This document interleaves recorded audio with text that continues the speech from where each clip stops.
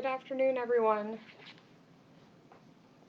If you are just joining me here for Happy Hour,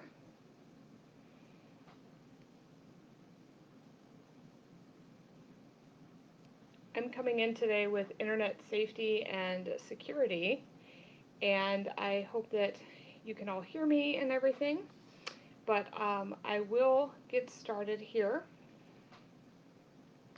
in just a minute. Let's see. So yes, today's topic is internet safety and security. It's a big topic, so there's so much that I can cover, but I am hoping that I chose some good content today. And because there's a lot to cover, I will just get started here. Okay. So again, my name is Jackie, and I am a tech trainer and librarian at Heights Libraries, and I will be presenting the topic today, which is internet safety and security.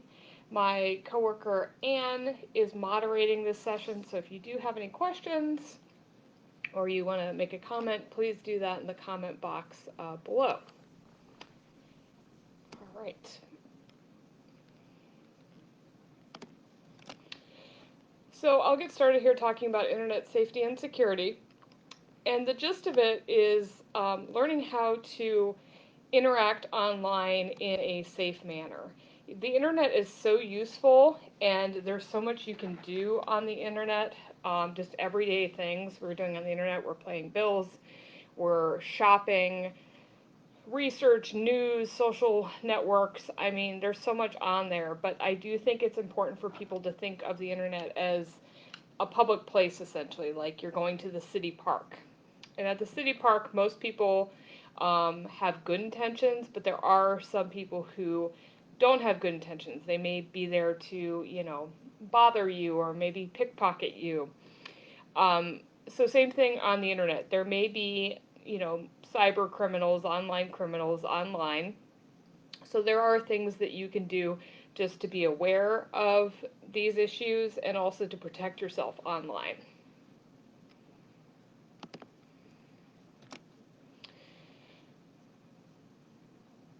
All right, so the first one here is talking about passwords. So don't use the same password for each account.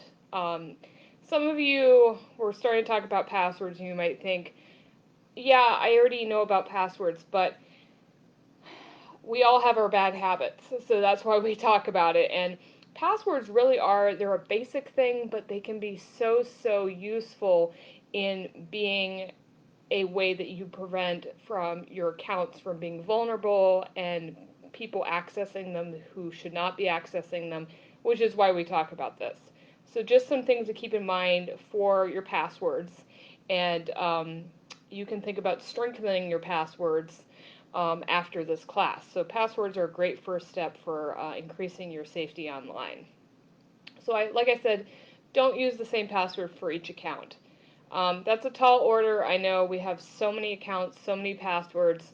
One thing you could do is look into using a password manager such as LastPass or 1Password. Those are just two services that are password managers. So essentially with a password manager, you input passwords for all of your accounts into a secure vault, and then you have one very complicated password for that vault. So 1Password allows you to securely access all of your accounts. So another thing is try to include at least 6 characters in the password. Longer is stronger. That was a nice little rhyme. But yeah, longer passwords are going to be more secure, stronger passwords. So a password, ideally, if you can have numbers, symbols, like a hashtag or a exclamation point, those kinds of symbols, both uppercase and lowercase letters. Combinations of these things will make your password stronger, more secure. You can also use spaces in a password to make it stronger, so that's another method you could use in combination of using numbers, symbols, uppercase, lowercase letters. Um, Another good thing is if you can avoid using words that can be found in the dictionary, because there are computer systems that can just kind of try words that are used in the dictionary to figure out your password in an automated way.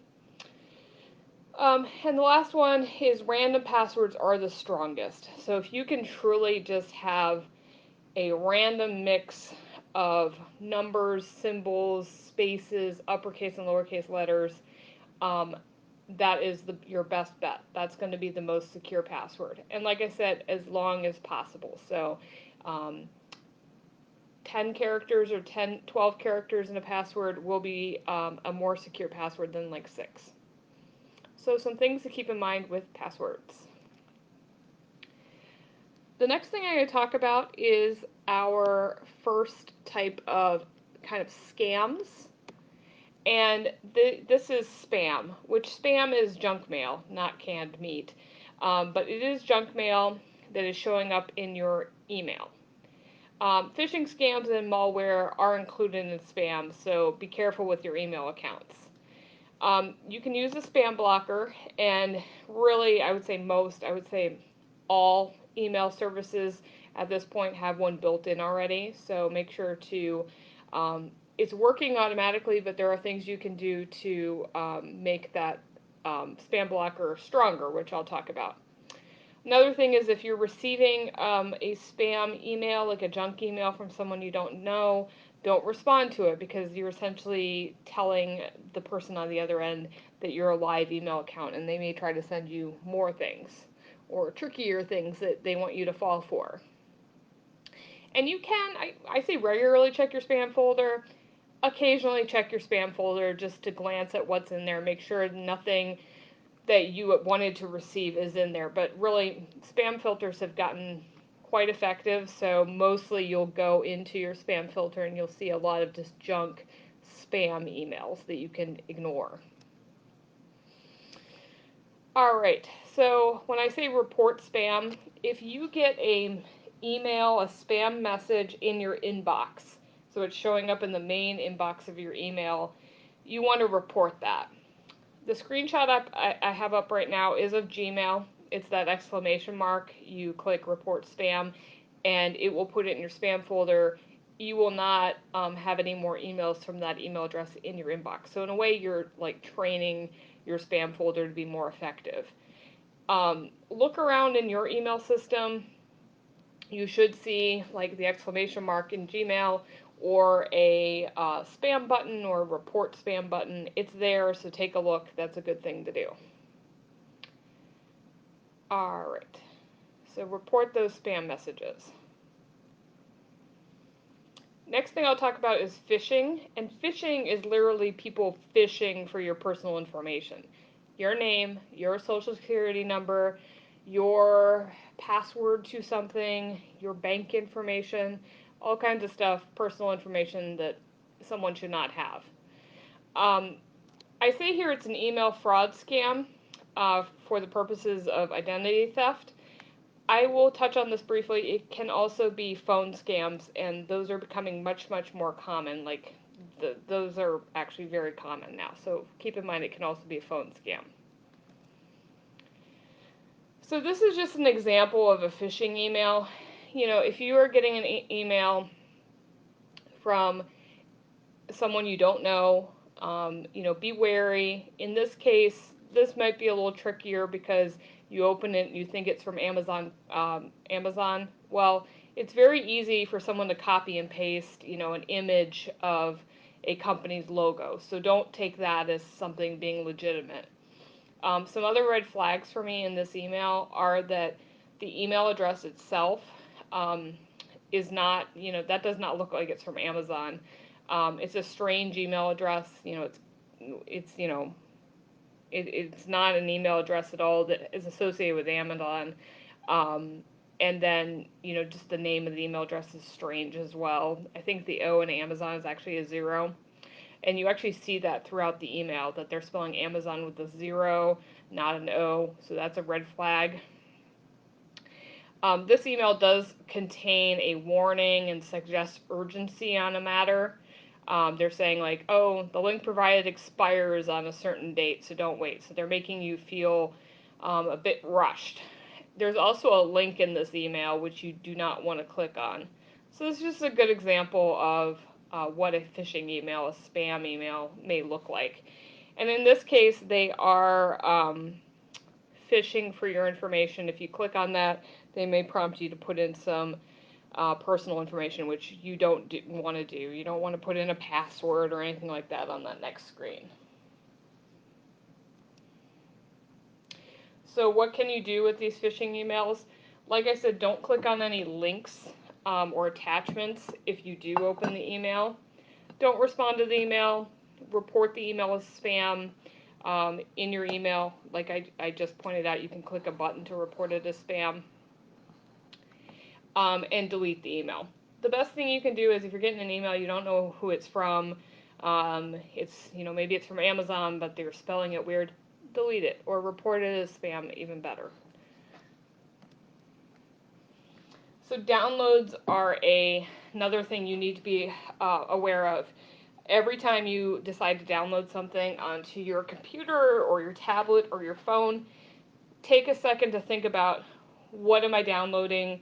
Where is it coming from? And these are things like email attachments. They could be also downloading programs onto your computer. They could contain viruses and malware that will harm your computer, so you would end up with like a virus program installed on your computer. So, and also be careful if you're installing a computer program that is considered freeware, so it's free. Some of these are legitimate, like you may go on the internet and want to download Adobe or Microsoft Office. Just make sure you're actually getting those programs from like the Adobe website or the actual Microsoft website, that sort of thing. A big one that people do is downloading software to get coupons or to enter a sweepstakes. These are scams. Don't put those programs onto your computer. You'll notice pretty immediately some strange behavior on your computer, which you will then realize that it was downloaded as an effort to get a coupon. So avoid those. So here are just some examples of scams. Someone requests wire service payment, through Western Union or MoneyGram. Not a good idea. Don't do those. Imposter scams. Someone is posing as someone you know and claims to be in trouble. Or it could also be like communication from a financial institution asking for private information. Lottery and sweepstakes scams. Avoid those. Fake coupons, like I talked about. Tech support scams as well. So someone's offering to sell you virus protection. That's another one. So scams can be phone calls and texts too. I mention this because this Tech Talk is about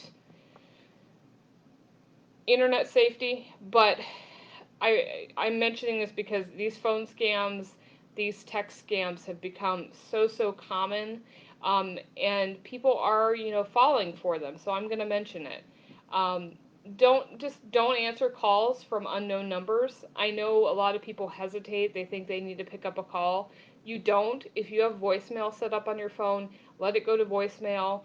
See if they leave a voicemail. If someone really needs to get in touch with you, they will leave a voicemail. That's my feeling on it, and then you're not picking up random phone calls that may be scams. If you receive a strange text message, don't click on links in text messages. Sometimes you'll get a phone number in a text message. Don't call that number. If it means nothing to you, if you don't know who it's from, it's okay to disregard something, to ignore it. A big one here is never give out financial information or personal information over the phone. This is one of these things I think people end up doing it and then later on think, why did I do that? But taking a step back from that and thinking, Would my bank ever ask me for my bank account number? No. So if you are talking to someone on the phone and you have just some concerns or hesitations, just say, hang up that call and look up the legitimate number and call them. So if KeyBank is calling you and they're asking you for personal information, you can just say, I'm going to call my bank myself. You can look up that number and call the actual KeyBank number and see if they do need to speak to you about an issue. Here are some just phone and text scam examples. On the right of this slide, I did put in a couple of text scam examples here. So, one is you've won a complimentary trip to the Bahamas, call this number. The other one does have a link in it for saying they detected suspicious information on a bank account. Don't click on that link. That link, it may take you to a login screen, and if you logged into your bank's information, you may have just given your password and your username to a cyber criminal. So don't click on those. I do understand that these are hard to ignore. I mean, I ignore a lot. People say, sometimes think, is this just me that it's happening to? Absolutely not. I think all of us are experiencing um, scam phone calls and texts that are coming in. I get several a week. I don't know what list I got on, but I am just deleting them. You can also block that number on your phone.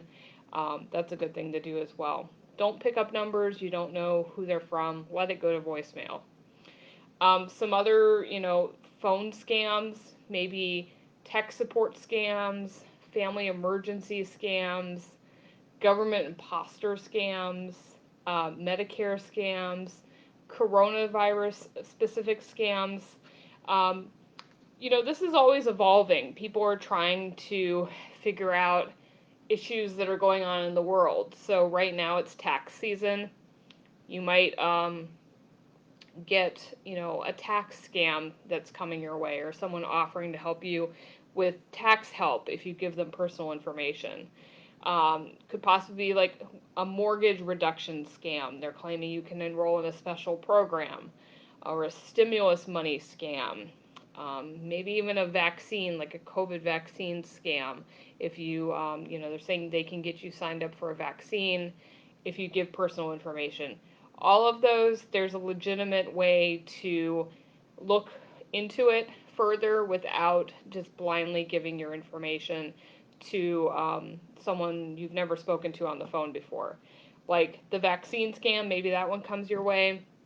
Hang up that phone, call your local county board of health and see if you're eligible for the vaccine, if they have any appointments. That would be like a good, legitimate, safe way to go about that issue. Let's see. All right, so again, these are just a couple screenshots of some more traditional scams that you're going to see on emails. One is like a strange email from someone in Spain, and they have an attachment on that email. Don't download that attachment. The others are some examples of fake coupons. These are like way too good to be true coupons, like $100 off at Myers, or 40% off at Kroger. These are not um, real coupons. So just kind of showing you some examples of those.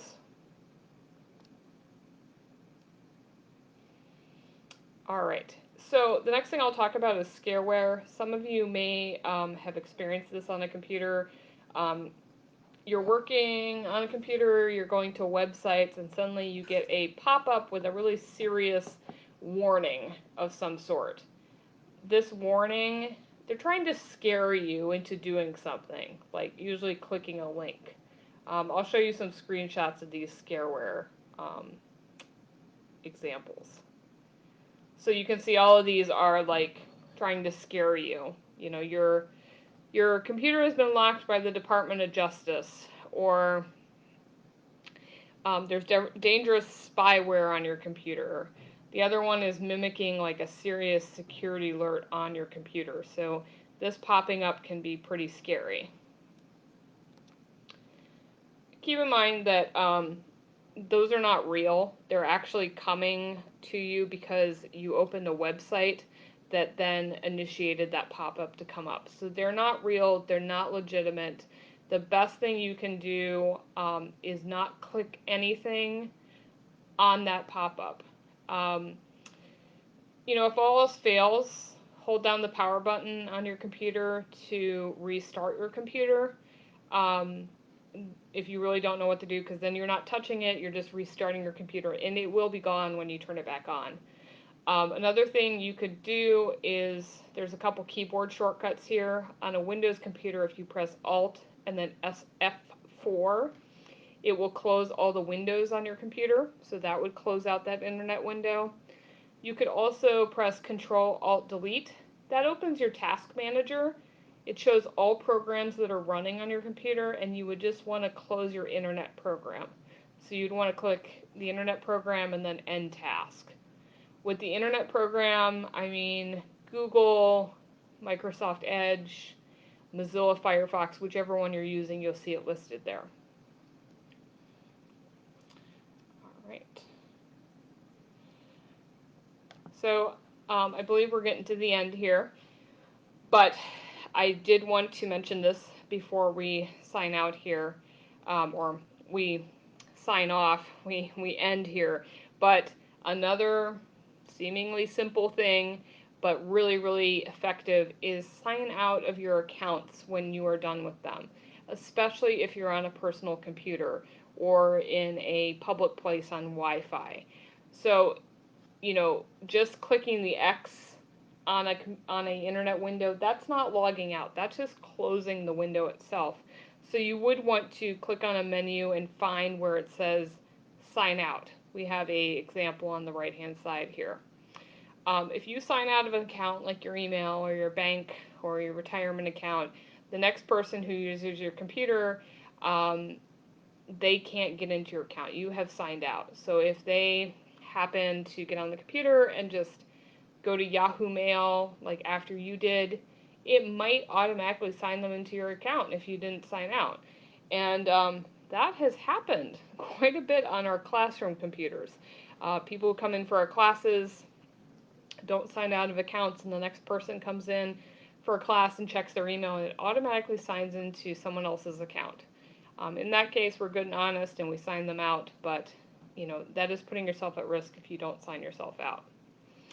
Don't assume an account will automatically time out after a few minutes. And you could revisit the site if you're not sure if you signed out or not, just to double check.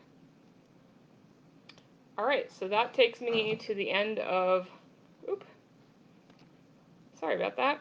That takes me to the end of what I was going to talk about today. So I see that we have a couple of people watching here. All right.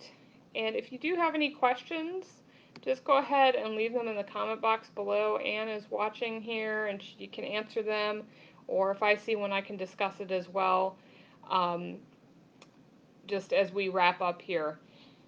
All of our Tech Talks and Appy Hours will be available to view on Facebook Live. So this one will be visible once I am finished here on Facebook Live. They're also available on the library's YouTube page. So if you do want to go back and watch any of these later on, you can do that. And just to revisit everything we talked about, because I know it was a lot of content today. In any case, I am not seeing any questions coming in here, so I think I am going to finish up and say goodbye. But thank you to everyone who joined me today. And I hope you have a good rest of your week and that you're able to put some of these internet safety practices into play, into use in your own life. All right, bye-bye.